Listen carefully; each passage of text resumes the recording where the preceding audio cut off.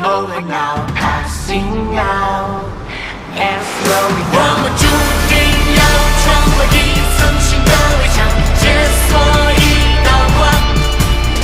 我们知道未来还有无限的巨浪挡在我前方。他们冻住成令我的高傲远航，誓言我期盼我成就我给我胆量。最终决定自己命运的走向，握在我手上。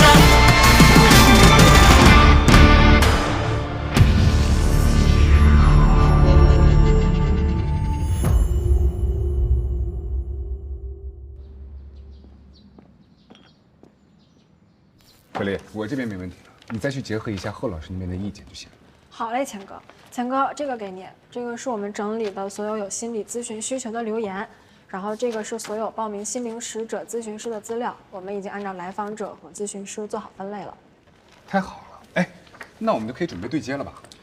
是，但现在有个问题是，每个咨询师啊，擅长处理的问题都不一样，每个来访者的问题也不一样。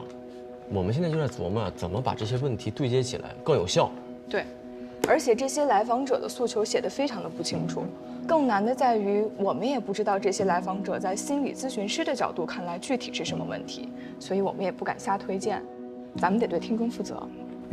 是啊，你看这个留言，他说我每天都很累，对于任何事情都没有兴趣，只想睡觉。我觉得每天都特别痛苦，但是却找不到原因。没有任何安全感，就算他把手机所有的信息都给我看，还是不行。他一出门，我就在家里不停地抖腿，坐立不安，无法入眠。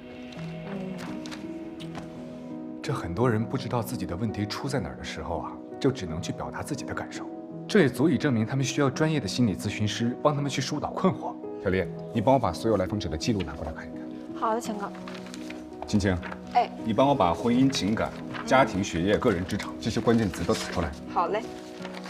虽然不知道他们的问题是什么，但是我们能明确知道他们问题出在哪儿。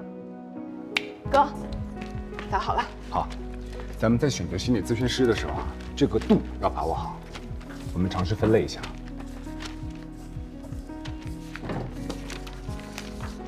每次考试的时候呢，肚子都不舒服，去了医院，医生说肠胃没有问题，不知道是不是因为太紧张。血液。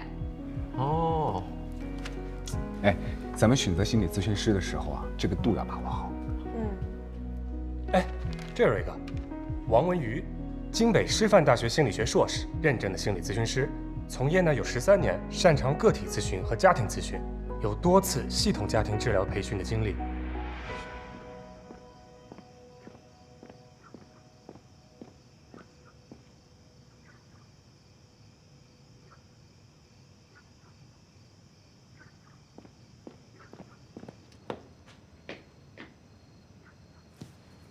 丽丽，我又回来了。我错了，我不应该阻止你去追求你真正的爱情。你是对的，老贺。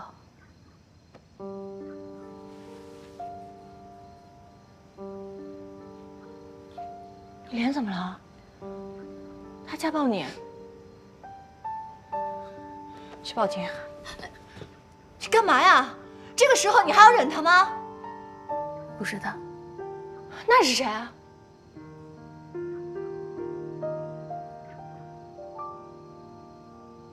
他老婆。对了，我给你介绍一下吧，这位呢，她是我的。你好，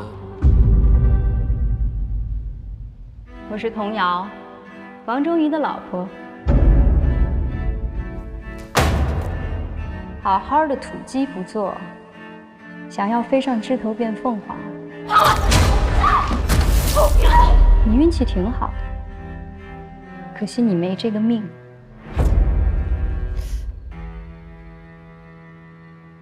我这样会不会耽误你的来访者上班啊？不会，我暂停几天。为什么？我太累了，想回我妈那儿休息几天。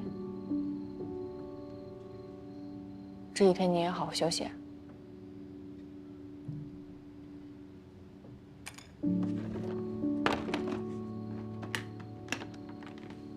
你怎么不骂我？你也是被骗的，要骂也骂那个渣男。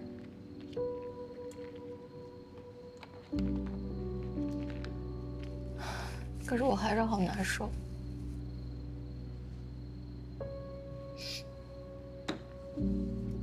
行，那咱们分析一下，他到底有什么好的让你这么难受？你喜欢他什么？他哪儿好？对我好，还有吗？有钱。行，他对你的好是唯一的吗？你能保证他永远对你好吗？他的钱是你的吗？他花的钱你自己没有吗？所以难过个屁呀！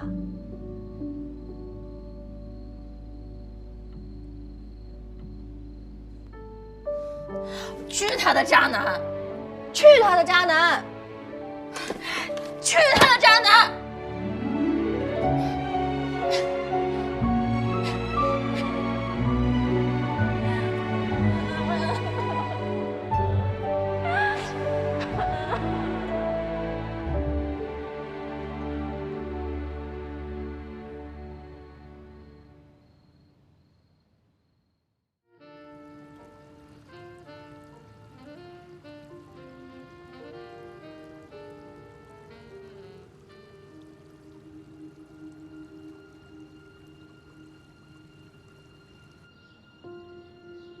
哎呀，我的菜园子啊，终于热闹起来了。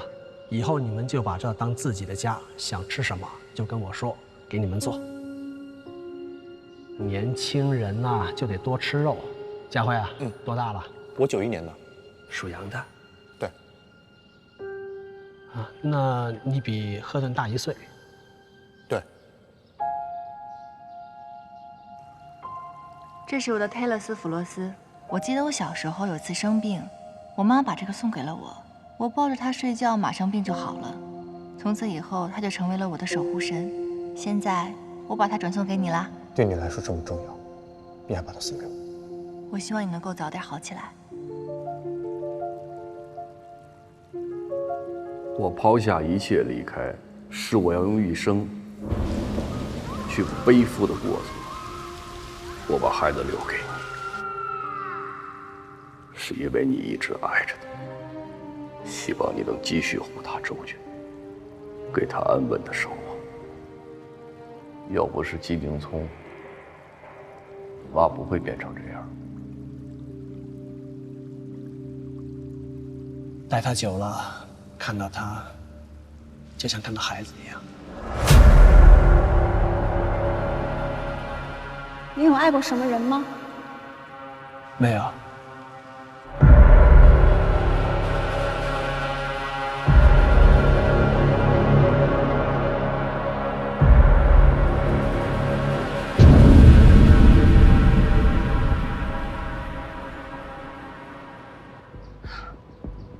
汤丽丽，你都伤成这样了，怎么打呀？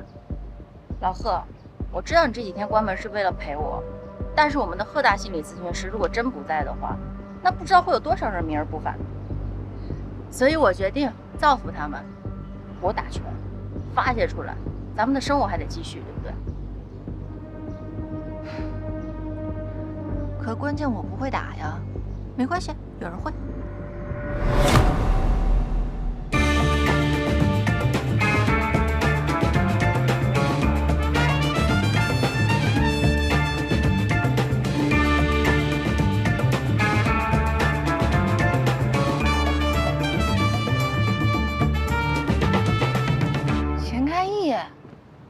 你怎么来了？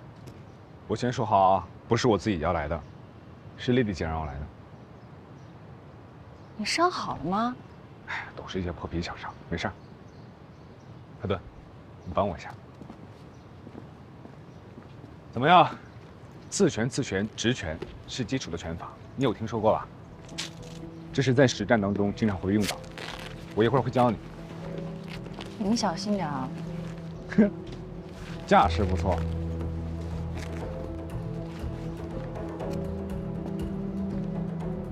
怎么着？怎么着？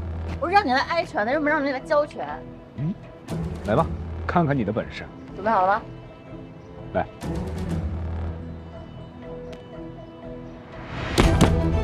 用力，用力来。用力，感受不到你的力量。呀！再来，再来，用力！呀！呀！来，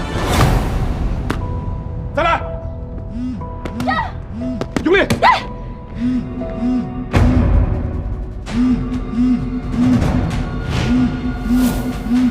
唐丽丽，你要干嘛去？你怕了吗？谁怕谁啊？来，来！没吃饭吗？用点力气！再来！来！就这点能耐！再来！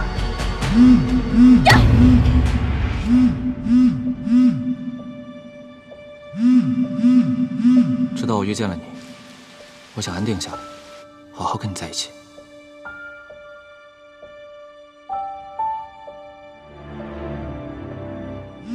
我一定要给你一个最好、你最喜欢的婚礼。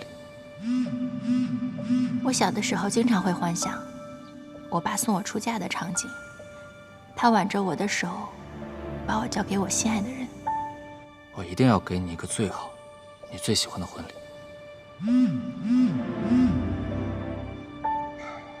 唐丽丽啊，你是真没出息，就给了你这么点甜头，你就魂不守舍，你这么缺爱。钱开义，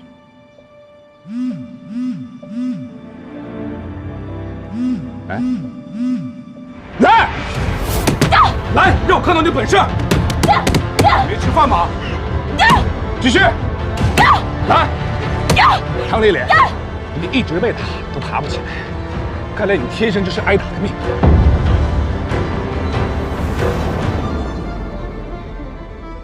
好好的土鸡不做，想要飞上枝头变凤凰。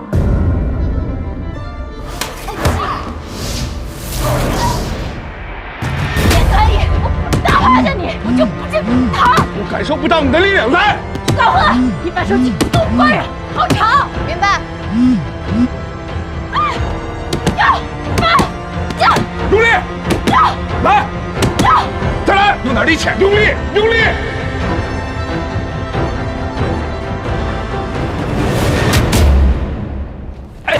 没事吧？这就对了嘛。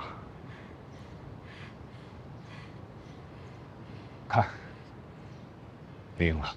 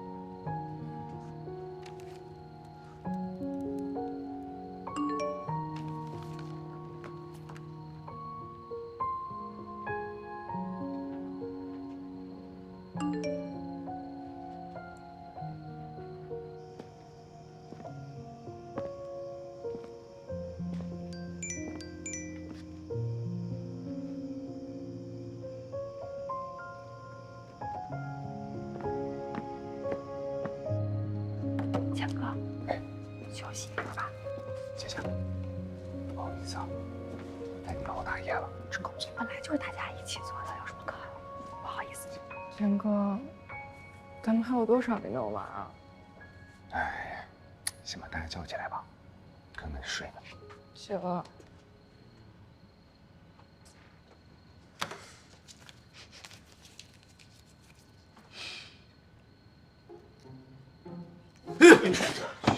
哎呀，吓死我！起来吧，吓醒了。哎，起来吧，不早了，今天先这样，明天再继续。那不行，说是回去休息，你指不定又得一个人在这加班。这个初步筛选的资料早上都做的差不多了，就剩录入心理治疗系统了。明天让大家再分一分。哎。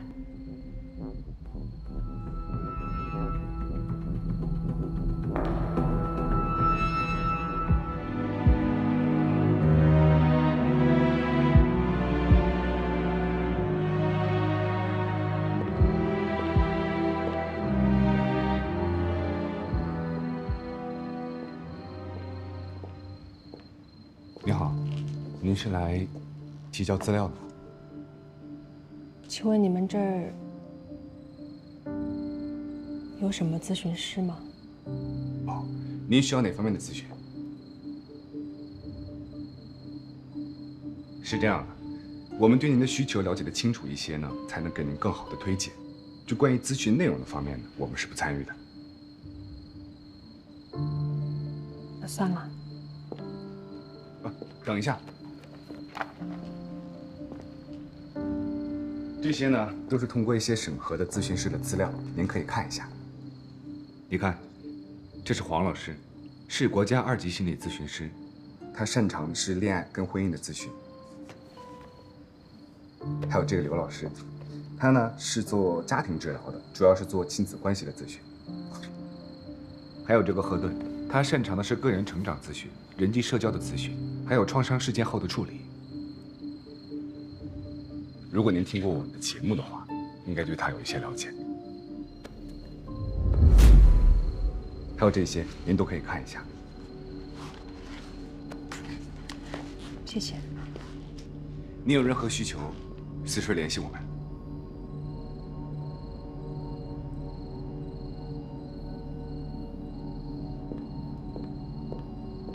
这个人有点奇怪啊。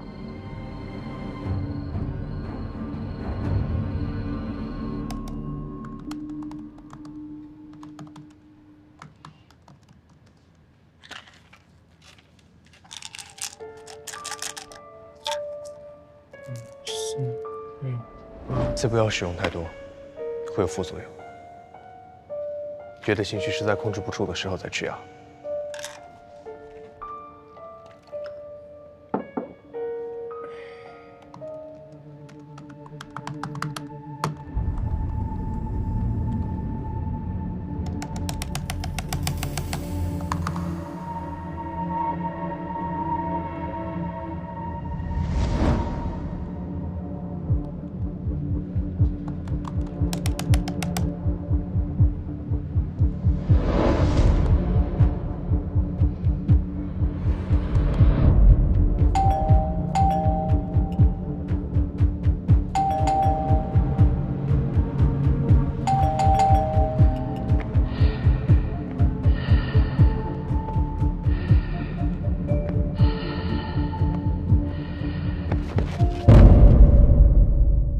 近日，海市济阳区某小区内，一名男子昏倒在家。据悉，该名男子是严重过量服用一种名叫百忧解的药物而昏倒。前期正在接受心理咨询，但在疗程期中呢，他自主服用了一种叫百忧解抗抑郁药物，需要在医生的指导下才能服用，所以才产生了一些狂躁表现的副作用。该患者清醒后，自述在服药期间曾与人发生争执。在这里，我们也提醒广大群众一定要遵医嘱服药，注意用药安全。警方在对该男子进行批评教育后，决定不予行政处罚。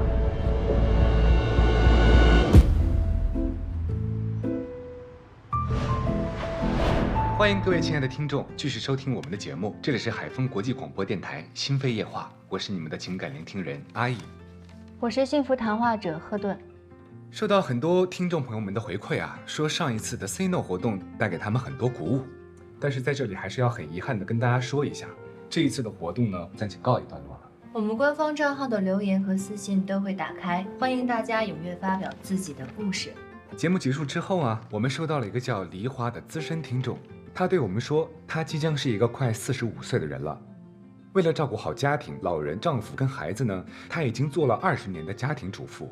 听了我们节目之后呢，她第一次萌生了一个想法，就是要拒绝这种机械又乏味的生活。在这之前呢，她从未出过远门，现在她即将独自一人翻山越岭，趟过江河，但她却不觉得害怕，内心感受到无限的自由与畅快。是的，其实梨花这位听众印象非常的深，因为他说在此20年，他周围的邻居都会喊他王太太，而直到他拿到驾驶证，在驾驶证看到自己姓名的那一刻，他无比的动容。他觉得这一刻他不再是王太太，也不是孩子的妈妈，他就是他，是除了家庭主妇以外，拥有了自己的姓名。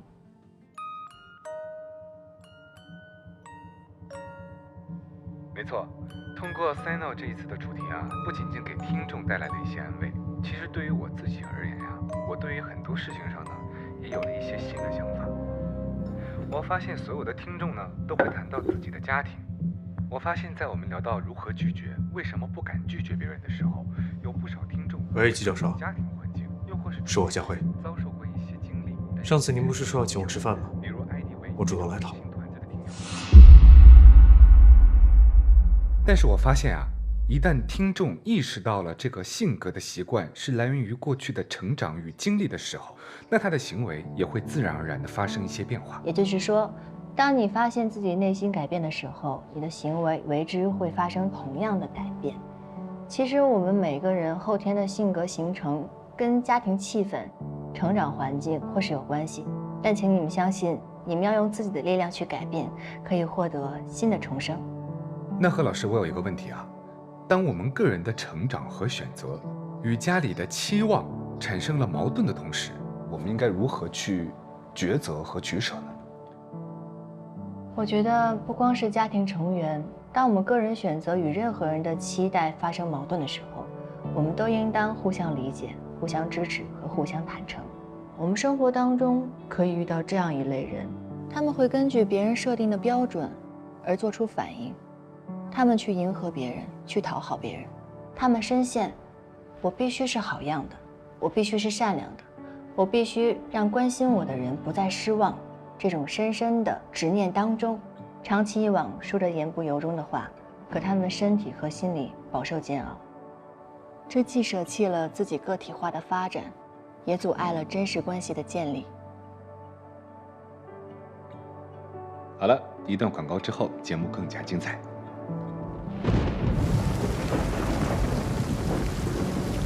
雨挺大。对。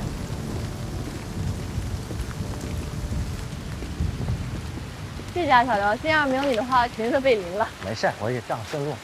行，那我就回家了。哎，这伞你拿着。这伞不是我妈妈的吗？哦，对，今天白天找阿姨借的。那你怎么回去？你拿着吧。没事没事，这点小雨我平时都不打伞。谢谢啊。行，你走吧。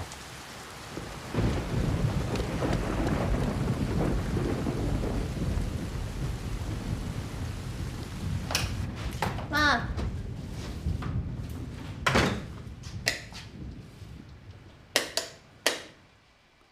妈。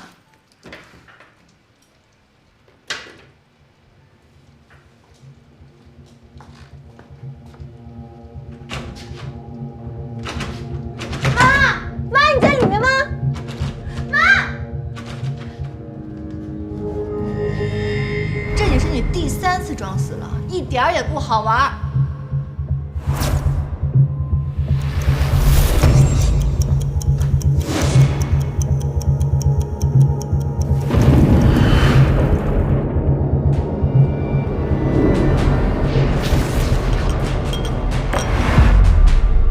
妈，卧室里不闷吗？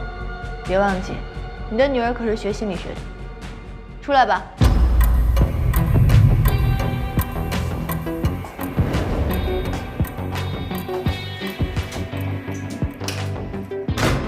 保安小玲送我回来那把伞是你的，他说是白天你借给他的，但是白天根本没有下雨。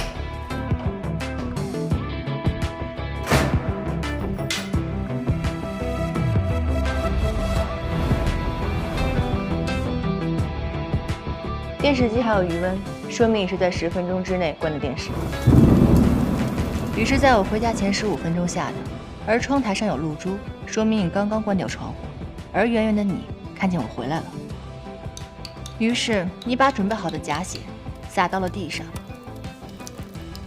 同时你也洒到了门把上，门把上面沾着血，说明你是从门外走向门里的。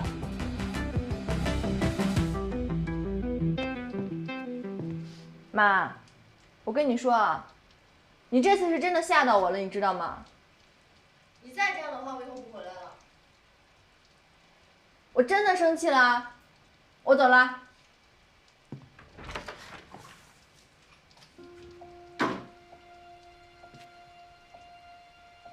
俊俊，静静，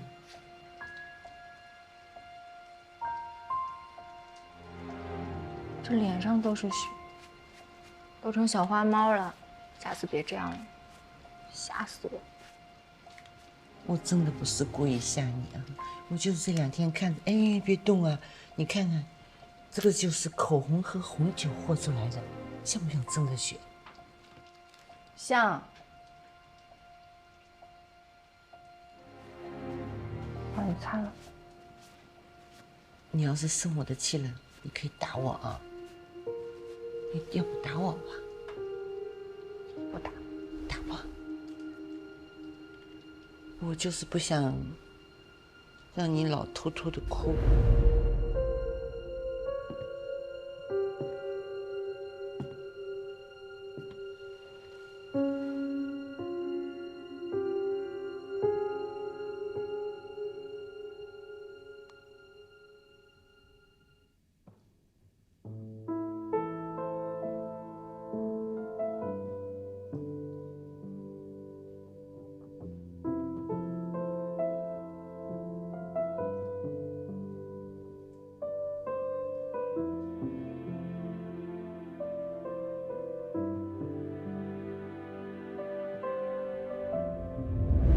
把什么都闷在心里。没有，我刚刚就是吓到了，所以哭了一下下。我现在已经没事了，真的。你真不生气啊？嗯。那我就不摸你了。好讨厌。哟，什么？你没闻到？好像什么糊了，是不是？对，我又犯了一个错。我给你炖的花椒猪肚鸡肯定是烧糊了。这个错误怎么老是连着犯呢？对不起。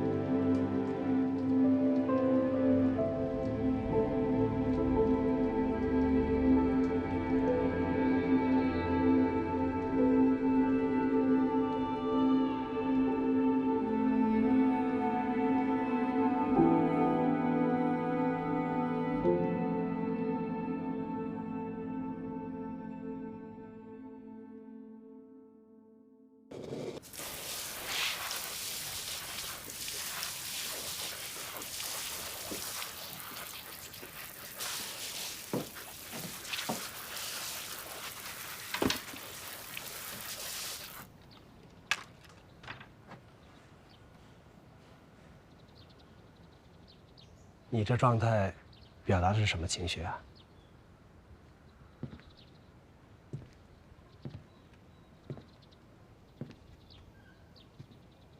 恋爱了，被骗了，吵架了。你这牙尖嘴利的，也不应该吵输啊。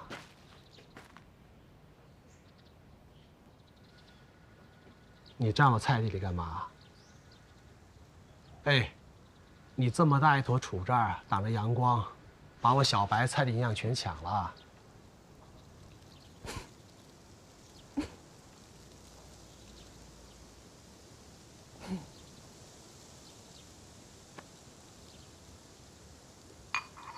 你现在学精了啊！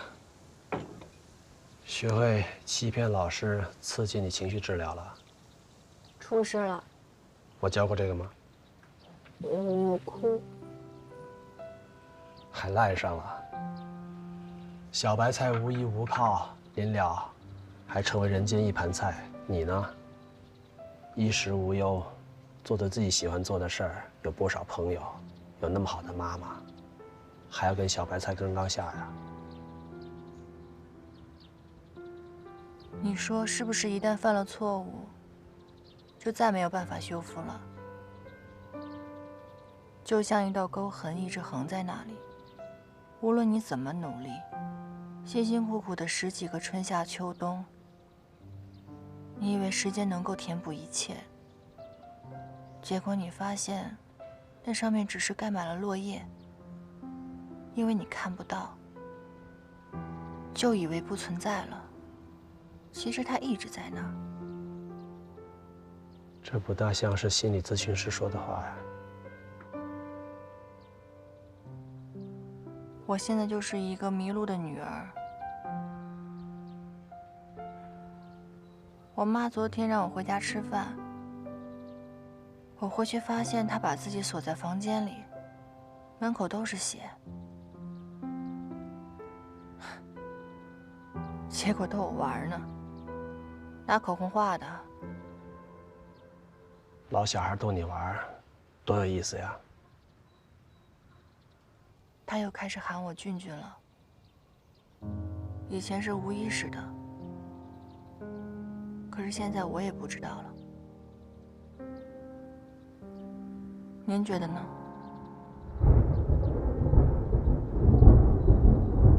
又要下雨了。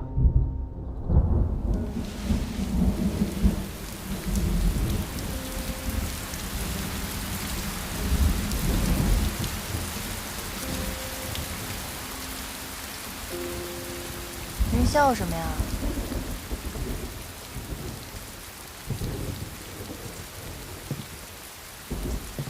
你是给我出了个难题啊！我是作为师长、朋友，还是心理咨询师来回答你这个问题呢？作为心理咨询师，前2个身份是个阻碍；作为朋友，我又不善于安慰；作为师长，那我说的话就更难听了。那您说吧。首先，我得批评你关心则乱。你叙述的这件事情，忽略了一个最简单的问题。先排除他故意责备你的假设。你母亲假死，它意味着什么？过度关注死亡，因为我弟弟。其实也不能怪你。作为女儿，确实没有办法客观地去分析这件事情。比起你弟弟当年的死，站在我现在的年龄的话，年纪大了，谁也免不了俗。倒不是怕死，而是害怕跟自己最爱的人分开。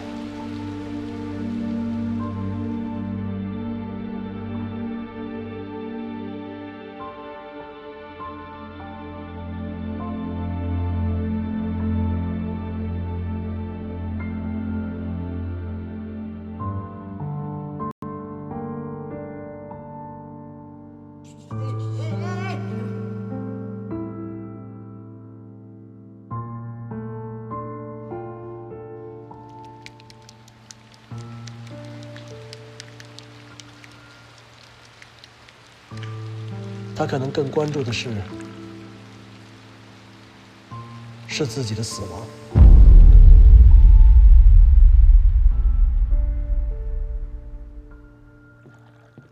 小温老师，赵女士，请进。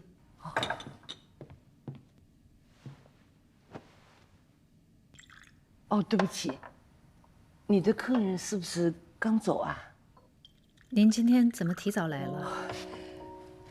是这样。谢谢，我很喜欢喝你的茶。是这样的，你上次咱们咨询的时候，你最后说过一个什么创伤后应激障碍。对，就是这个。我回去想啊想，我今天突然想到了，我有一件事情，会不会跟这个有联系呢？说来听听。我弟弟被大水冲走以后，我失眠了很久很久。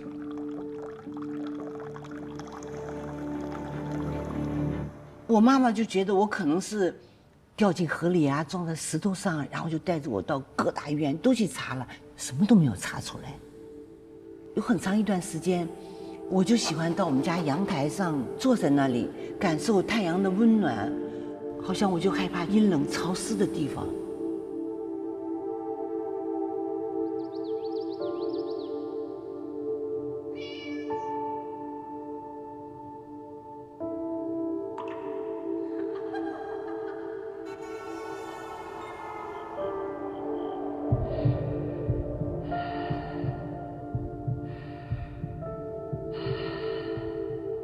妈，你在那儿做什么？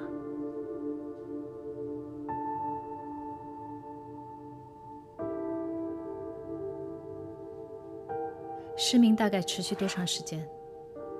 差不多有半年。之后怎么恢复的？哎呦，说来就很神奇，都没有人相信了。我后来对这个都没有希望了，然后我每天就是摸着黑上下楼梯。有一天我跟往常一样摸着楼梯走，突然就失手了，我就滚到楼梯底下了。我从楼梯底下站起来的时候，我就突然什么都看见了，然后就再也没有犯过，直到现在我眼睛好好的。听起来您当时的失明不属于器质性问题，您的失明还有恢复都跟强烈的情绪有关，比较类似转换障碍的问题。当然，在遇到巨大精神冲击的时候，是有可能会出现视觉功能障碍，也有的人会出现不能讲话、听不见或者是瘫痪的症状。那你是说，我这个创伤跟眼睛失明是有关系的？是有这个可能性。当人的精神遭受到重大冲击的时候，会产生巨大的情绪反应。当情绪不能获得正常的释放，大脑就会借助各种躯体障碍来消除或者是减轻这种反应。那如果这种反应都没有了，是不是就能说明我真正的好了？那也不一定，因为联想或者是重新体验到初次发作时的情感是很有可能再复发的，而且很有可能会是因为暗示或者自我暗示所引起的。那小孟老师，我以后会不会再次失明，或者永远失明呢？这个您不用担心，转换性障碍不是我们目前急需解决的问题。如果您当时没有复发，再次发作的可能性并不高，只是在往后的暴露治疗当中，我们需要考虑这样的风险，把握好暴露的进度，就不会有问题了。接下来我们再回到上次说的 PTSD 吧，您再跟我说说您的症状。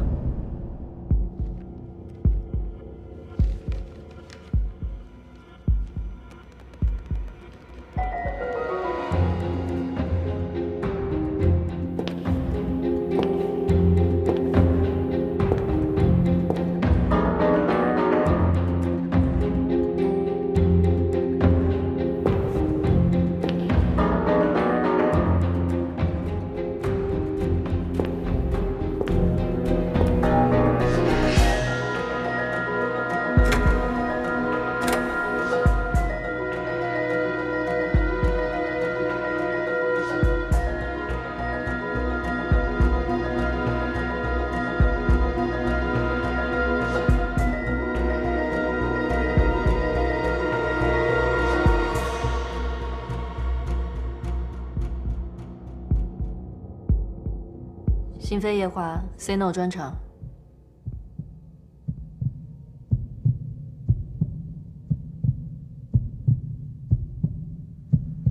同时段是队内第一。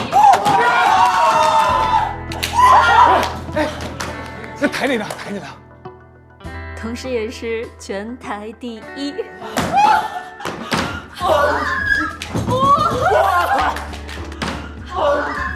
辛苦你们了，辛苦你们了，继续加油，别闹啊，继续好好干活啊！风水宝座轮流转。不对，这宝座本来就是我们的。对，小黎说的对。咱们总算是熬出头了。就是。吃什么呀？今天少姐。人均最多200。200不行，250。数字不吉利。陈开义，潘台让你去他办公室走一趟。哦，我先去啊。等我啊！等我！加油，加油！要不就考试，我觉得考得挺好。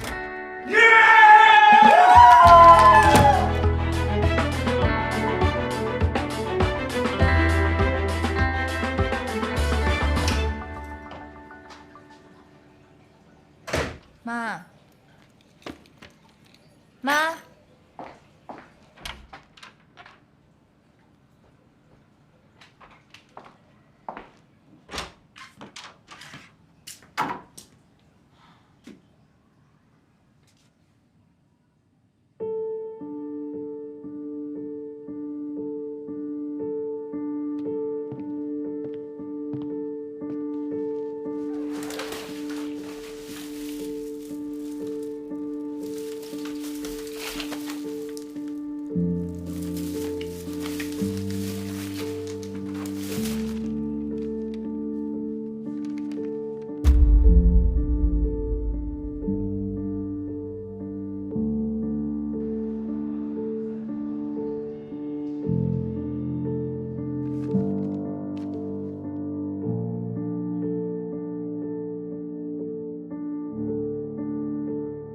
年纪大了，谁也免不了俗。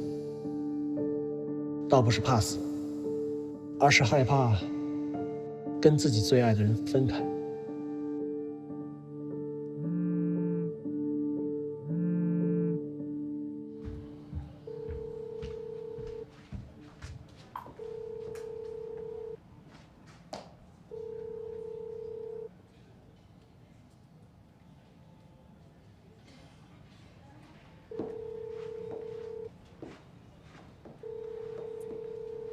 哎，贺顿，我跟你说呀，陈凯怡，我妈好像出事儿了。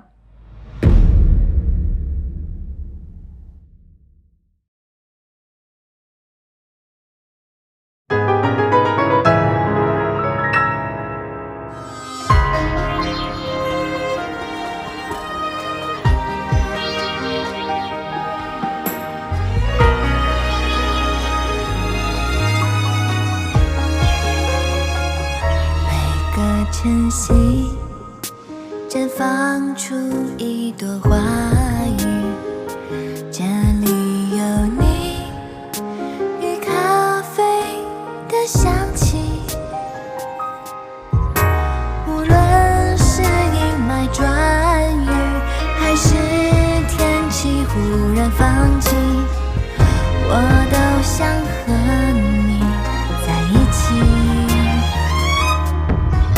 一阵雨，轻轻的、远远的飘出了天际，也带走我蓝色和多云的回忆。